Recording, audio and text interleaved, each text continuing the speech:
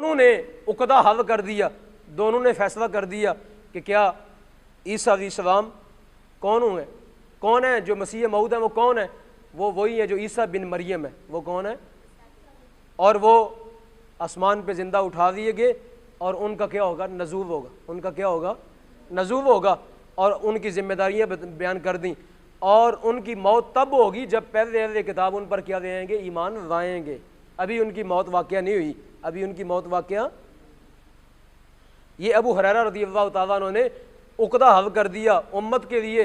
अगर आप ना फरमाते तो शायद उम्मत किसी शक में पड़ी रहती, लेकिन हज़रत अबू हुरैरा जानते थे, रसूल पाक के बताने से वो भी जानते थे कि उम्मत के अंदर बड़े फितने आएंगे। उम्मत के अंदर क्या होंगे? बड़े।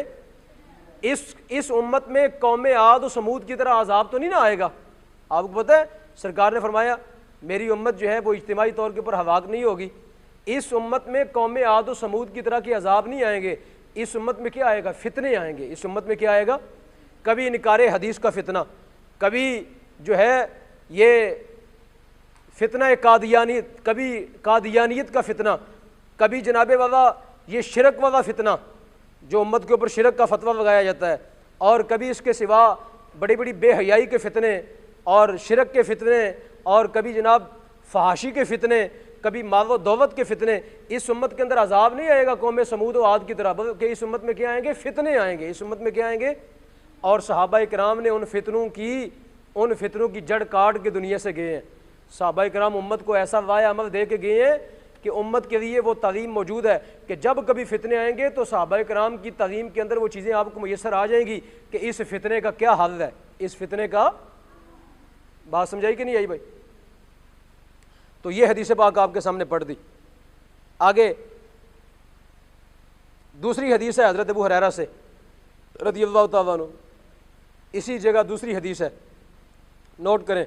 कावा कावा रसूलुल्लाह सल्लल्लाहु तआला अलैहि वसल्लम, सरकार दो जहाँ फरमाते हैं कैफ अंतुम, ए उम्मत मोहम्मदी तेरी उस वक़्त क्या शान होगी। हुजूर अपनी उम्मत को बशारत दे रहे हैं। सरकार कह रहे हैं ए उम्मत तेरी क्या शान होगी। इज़ा नाज़ला इब्नो मरियम, इज़ा नाज़ला, ये दूसरी हदीस है। इज़ा नाज़ला इब्नो मरियम, जब इब्ने मरियम तुम में नाजिल होंगे। जब क्या होंगे?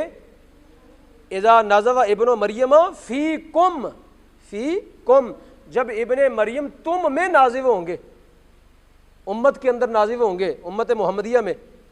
और सरकार ने फरमाया व इमामुकुम मिनकुम, फरमाया इमाम तुम्हारा होगा। फरमाया इमाम क्या होगा? फरमाया इमाम तुम में से होगा। मुराद है ईसा इब्ने मरियम, वो सरकार दो आलम के उम्मती, सरकार दो आलम की उम्मती बन के तशरीफ़ लाएंगे, लेकिन हैं तो वो बनी इसराइल के। तो फरमाया इमाम तुम्हारा होगा। मुराद ये है कि नबी पाक अलैहिस्सलाम की उम्मत के शख्स के पीछे वो क्या करेंगे? नमाज़ें पढ़ेंगे। क्या करेंगे? इस उम्मत की शान क्या है कि जिस उम्मत के इमाम के पीछे हज़रत ईसा अलैहिस्सलाम जैसा पाक पैगंबर क्या करेगा? नमाज़ पढ़ेगा। तो सरकार फरमाया उम्मत तुम्हारी क्या शान है। उम्मत की क्या बयान की सरकार ने? शान बयान फरमाई। तो इसके अंदर भी सरकार ने क्या फरमाया? इज़ा नाज़ला इब्नो मरियम फ़ीकुम, कि इब्ने मरियम तुम में क्या होंगे? नाजिल होंगे। तो क्या हदीस के अंदर लफ्ज़ आए? इब्ने मरियम। क्या लफ्ज़ आए? नहीं समझाइए आपको। कौन से लफ्ज़ आ रहे हैं? इब्ने मरियम। कौन से लफ्ज़ आ रहे हैं? इब्ने मरियम के लफ्ज़ आ रहे हैं। इब्ने चिराग बीबी नहीं आ रहा। इब्ने चिराग बीबी हदीस के अंदर लफ्ज़ कौन से आ रहे हैं? इब्ने मरियम। किन का बेटा आएगा दुनिया में? हज़रत मरियम का। किन का? हज़रत। और इसकी माँ का नाम क्या था? चिराग बीबी उर्फ कसीटी। इसकी माँ का नाम तो ये था ना। तो हदीस के अंदर जो मसीह मऊद के आने की बिशारत है वो किन के बारे में है? इब्ने मरियम के बारे में। किन के बारे में? इब्ने मरियम। तो ये बात आपको बार बार समझा रहा हूँ। कादियानियों देखो, तुम्हारे तो जो तुम्हारा अकीदा है और तुम्हारी जो फितना है उसकी जड़ ही मेरे मुस्तफ़ा करीम अलैहिस्सलाम ने काट दी। तुम्हारे पास गुंजाइश ही कोई नहीं बचती। तुम्हारे पास किसी किस्म की गुंजाइश ही कोई नहीं बचती कि तुम जो है ईसा अलैहिस्सलाम का नाम लेके तो अपनी खाना साज नबूवत को जारी करो। रसूल करीम अलैहिस्सलाम सरकार दो आलम जिनको क़यामत तक का इल्म दिया गया हर मामले का, सरकार दो आलम ने वो नाम ले के तुम्हारी जड़ ही काट दी कि तेरी माँ का नाम चिराग बीबी उर्फ कसीटी है, जबकि जो आने वाला मसीह मऊद है उसका नाम क्या है? इब्ने मरियम। वो क्या है? इब्ने मरियम है। अब ये हदीस पाक मैंने आपके सामने पढ़ी, कहाँ से पढ़ी? बुखारी शरीफ। 2 हदीसें पढ़ी। कहाँ से पढ़ी? बुखारी शरीफ की 2 हदीसें पढ़ी आपके सामने। और फिर हज़रत अबू हुरैरा रज़ियल्लाहु ताला अन्हु ने क्या किया? कुरान की आयत से क्या किया? इस्तिदलाल किया। कुरान की आयत से क्या किया? और कुरान की आयत और हदीस दोनों जोड़ दी। किसने? हज़रत अबू हुरैरा ने, ताकि कोई शक व शुबा बाकी ना रह जाए।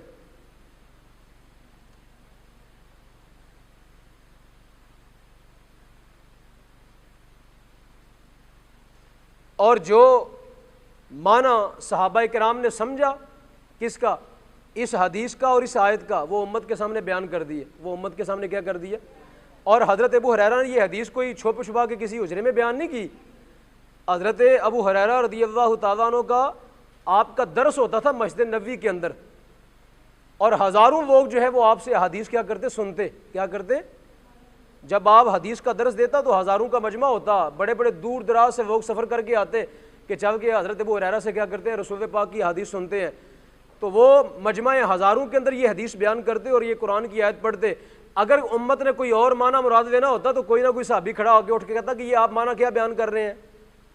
किसी सहाबी ने ना रोका ना टोका, किसी सहाबी ने ना रोका ना, सब ने एक ही माना मुराद लिया। तो क्या हुआ? सब सहाबा का इजमा हो गया इस बात में कि नाज़िल होने वाले कौन है? इब्ने मरियम है। जो मसीह मऊद है वो कौन है? इब्ने मरियम है। किसी सहाबी से कोई और मरवी नहीं है। किसी सहाबी ने इख्तलाफ ना किया। किसी सहाबी ने हज़रत अबू हुरैरा को ये ना कहा कि नहीं नहीं वो तो मिर्ज़ा कादियानी होगा, तुम ये इब्ने मरियम की बातें कर रहे हो। किसी सहाबी ने इस बात के बारे में ना रोका और ना टोका। सब ने एक ही माना समझा। सब ने क्या किया? सब ने एक ही माना समझा। तो क्या हो गया? सहाबा का इजमा हो गया। क्या होगा? सहाबा किराम का क्या हो गया? और सहाबा किराम का इजमा जो है वो किसकी तरह है? कुरान की आयत की तरह है। वो किसकी तरह है? कुरान की आयत की तरह। और उनकी निशानी, इब्ने मरियम की निशानियाँ कौन सी हैं? जिनको खुदा ने बिन बाप के पैदा किया, जिनको खुदा ने, और ये क्या था? इसका तो अब्बा था। इसका तो क्या था? अब्बा था। बल्कि हमें तो शक है कि मुश्तरका कोई पैदावार थी ये। ठीक है, कभी वो कहता है मैं हिंदू हूँ, मैं हिंदुओं का राजा कृष्ण हूँ, कभी वो कहता है मैं सूरमार हूँ। ठीक है, कभी कहता है मैं क्या हूँ? सूरमार हूँ।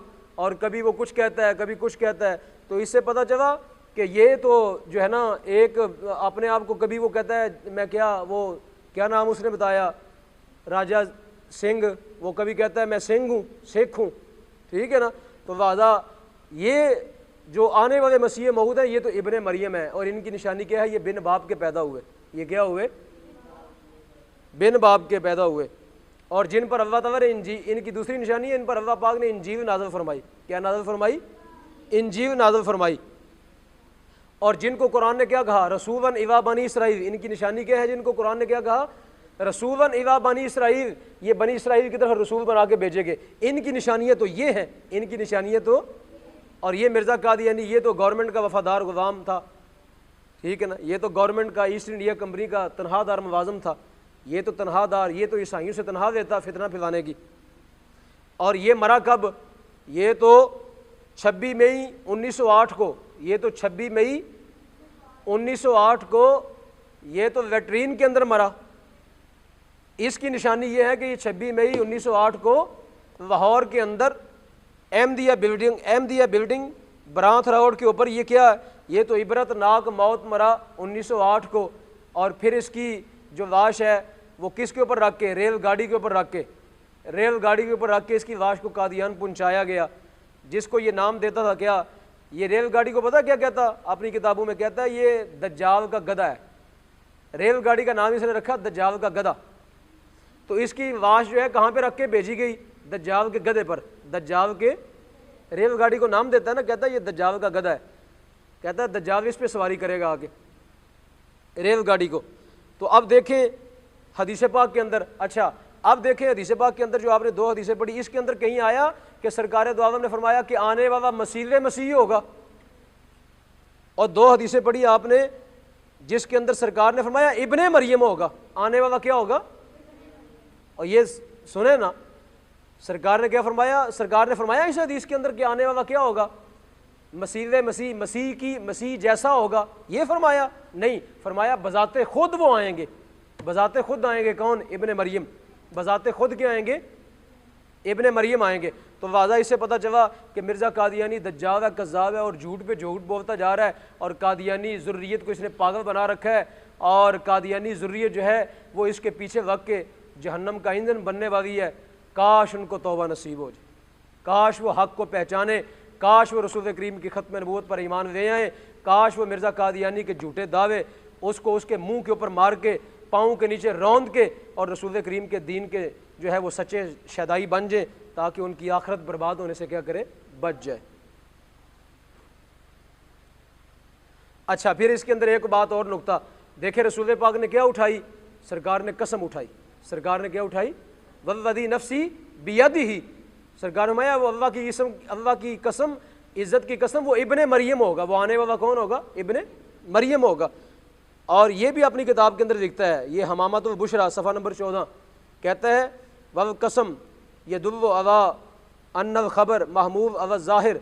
कहता है जब किसी मामले में कसम उठाई जाए ना, ये मिर्ज़ा कादियानी खुद लिख रहा है अपनी किताब में, कहता है किसी मामले के अंदर जब कसम उठा दी जाए, तो कसम उठाने का मतलब ये होता है कि इस बात को ज़ाहिर पर रखा जाएगा। इस बात को क्या रखा जाएगा? ला तावील फ़ी है, इसमें तावील नहीं करे। ये खुद कह रहा है, कहता है ला तावील फ़ी है, उसमें तावील नहीं होगी। उसमें क्या नहीं होगी? कहता है जिस मामले में कसम उठा दी जाए, उस मामले को किस पर रखा जाएगा? ज़ाहिर पर। किस पर रखा जाएगा? उसमें तावील नहीं होगी। ववा इस्तिस्ना, और उसमें इस्तिस्ना भी नहीं होगा। उसमें इस्तिस्ना भी नहीं होगा। तो सामीन मोहतरम, क्या पता चला कि सरकार दो आलम ने कसम खाई, और सरकार के माना को ज़ाहिरी माना पर ही महमूद, सरकार की बात को ज़ाहिरी माना पर महमूद करेंगे। और ज़ाहिरी माना इससे क्या है? इब्ने मरियम। ज़ाहिरी माना क्या है इससे? अब इब्ने मरियम को कुछ चेंज करके तो अपने आप को इब्ने मरियम बनाने की कोशिश करे, तो ये क्या है? ये कसम को चेंज कर रहा है। ये क्या कर रहा है? कसम के अल्फाज के अंदर तावील कर रहा है। क्या कर रहा है? तावील कर रहा है। हालांकि अल्लाह पाक खुद इसके मुंह से शहादत दिलवा रहा है, जो कसम वाली बात होती है उसके अंदर कोई तावील, जो कसम वाली बात होती है उसमें कोई तावील। तो सरकार ने कसम खाई कि नहीं खाई? किन के नाज़िल होने की? इब्ने मरियम के आने की। किन के नाज़िल होने की? इब्ने मरियम के नाज़िल होने की। आगे चलें जी।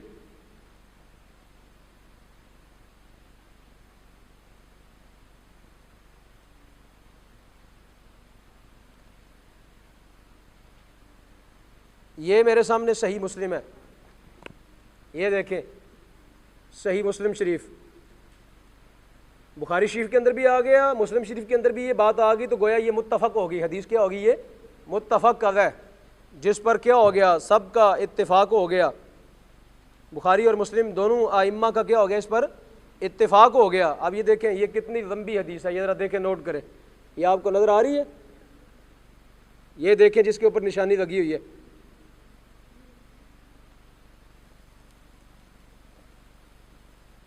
ये देखें जिल्द कौन सी है? जिल्द अव्वल है। बुखारी मुस्लिम शरीफ की क्या है? जिल्द अव्वल है। और ये सफ़ा नंबर किताबुल ईमान है। ये क्या है? किताबुल ईमान, जिल्द नंबर पहली जिल्द है मुस्लिम शरीफ की। ये वही लफ्ज़ हैं जो लफ्ज़ आपको पढ़ के सुना दिए, जो लफ्ज़ आपको बुखारी शरीफ के अंदर पढ़ के सुना दिए, बार बार नहीं पढ़ूंगा, लफ्ज़ वही है। और इसके रावी हज़रत अबू हुरैरा हैं। फरमाते हैं नबी करीम अलैहि सल्लम ने फरमाया, वल्लज़ी नफ्सी बियदिही लयूशिकन्ना अन यंज़िला फ़ीकुम इब्नु मरियम, अन यंज़िला फ़ीकुम इब्नु मरियम हकमन मुक़सितन फ़यक्सिरुस सलीब व यक़तुलुल खिंज़ीर व यदउल जिज़्या व यफ़ीदुल माव हत्ता ला यक़बलहु अहदुन। वो सारी हदीस आ गई आपके सामने, वही हदीस जो इमाम बुखारी लेके आए हैं। और अगली हदीस है, उसके अंदर लफ्ज़ ये दोनों आए। उसमें फरमाया गया वफ़ी रिवायत इब्ने उयैना इमामम मुक़सितन व हकमन आदवन।